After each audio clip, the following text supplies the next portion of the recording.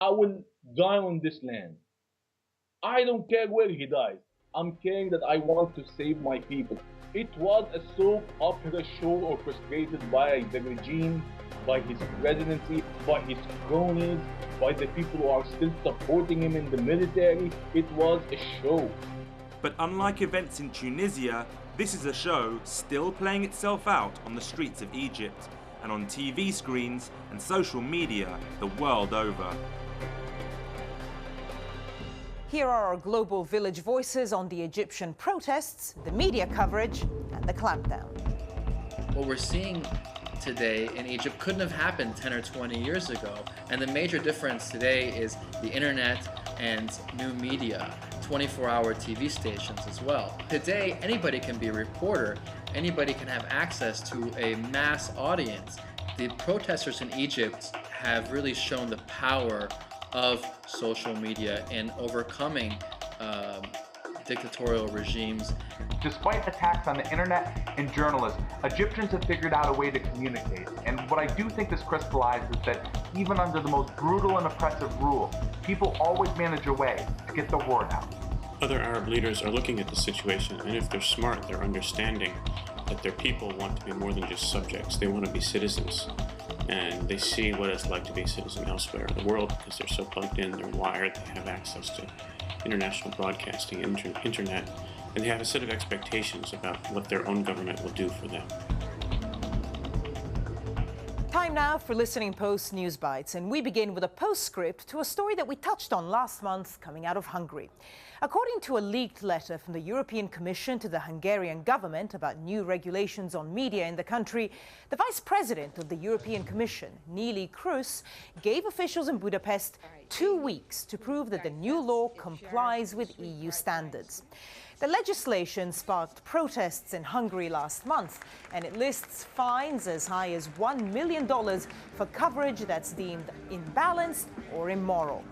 There is also a concern that foreign media outlets operating in the country will be subjected to Hungarian media laws, which would contravene EU regulations. Ms. Kroes also expressed concern over the wording of the law and said that it was drafted in, quote, quite general terms, leaving large room for interpretation, unquote. While Hungary's Foreign Minister János Martonyi downplayed the EU's concerns and said that they could easily be overcome. Some media analysts have taken that as a sign that the Hungarian government is willing to make changes to the law in the face of global condemnation. You see, it does work sometimes. Whistleblowing website WikiLeaks seems to be getting a taste of its own medicine from the Norwegian daily Aftenposten. The paper has been releasing excerpts of the remaining leaked US diplomatic cables ahead of the publication dates agreed by WikiLeaks and its 5 print media collaborators. Ole Erik Almlid, Aftenposten's editor, refuses to reveal how the paper got hold of the cables, but he acknowledged that it took some work and they were obtained without WikiLeaks' consent. Aftenposten is not the only newspaper running afoul of WikiLeaks. 2 journalists from the UK's Guardian newspaper have published a book called WikiLeaks Inside Julian Assange's War on Secrecy.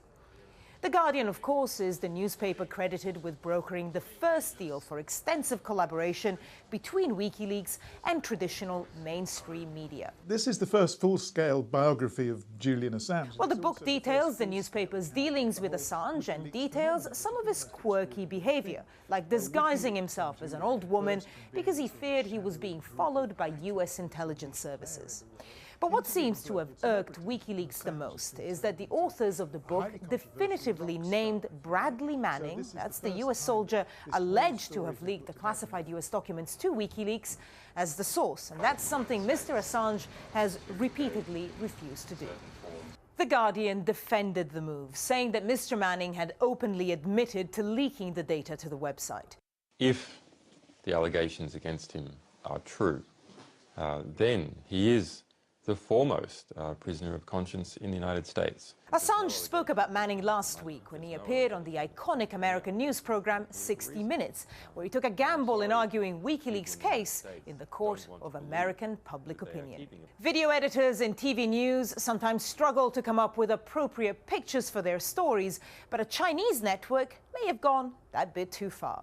Take this news report, for instance. It aired on state-run Chinese Central Television, and according to the reporter, it showed a Chinese J-10 fighter plane in action, shooting down another aircraft during a practice exercise. But take a look at this shot.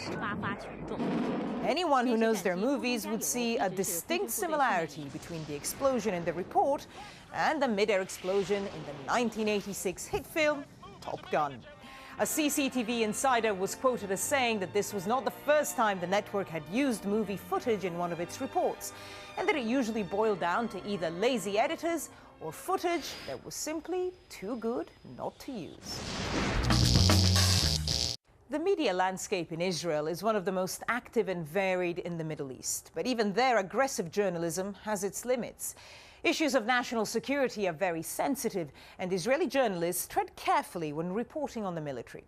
But an organization called Breaking the Silence is living up to its name by literally breaking the media silence on the lives of Israeli soldiers in combat. They've gathered hundreds of testimonies from Israeli soldiers who have fought the country's wars and implemented the occupation of the West Bank. Many of the revelations have shocked the Israeli public, with allegations of abuse coming from inside the army for the first time. The Listening Post's Simon Ostrovsky now on the organization that's exposing the uncomfortable truths about the Israeli army and Israeli national security.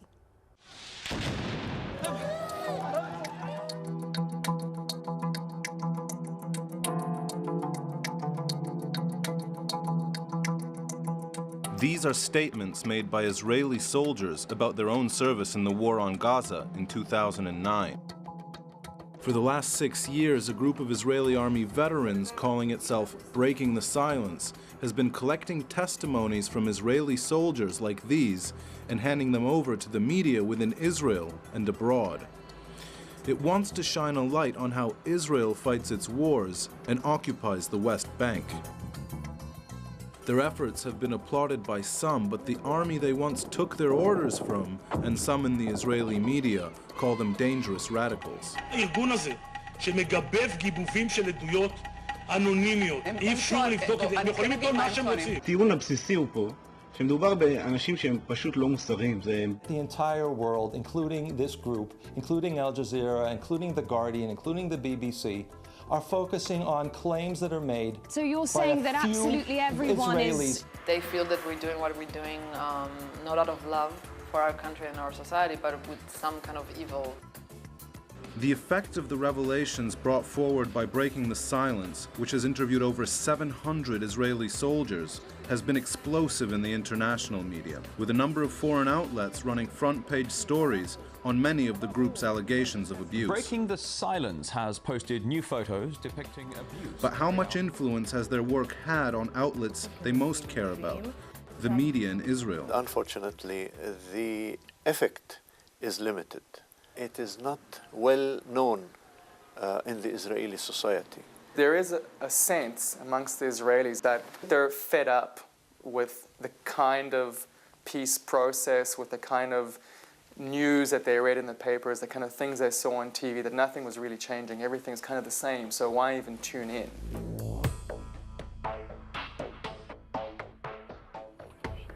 I accompanied Breaking the Silence on a trip the group organizes every couple of weeks to the West Bank's second largest city, Hebron, to find out what they're doing to bring the occupation back to Israeli TV sets.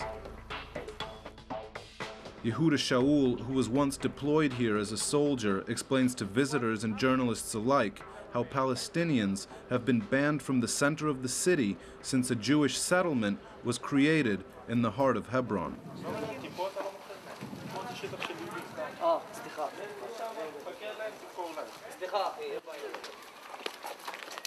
Because of Breaking the Silence's anti-occupation stance, Jewish settlers here often harass the tours.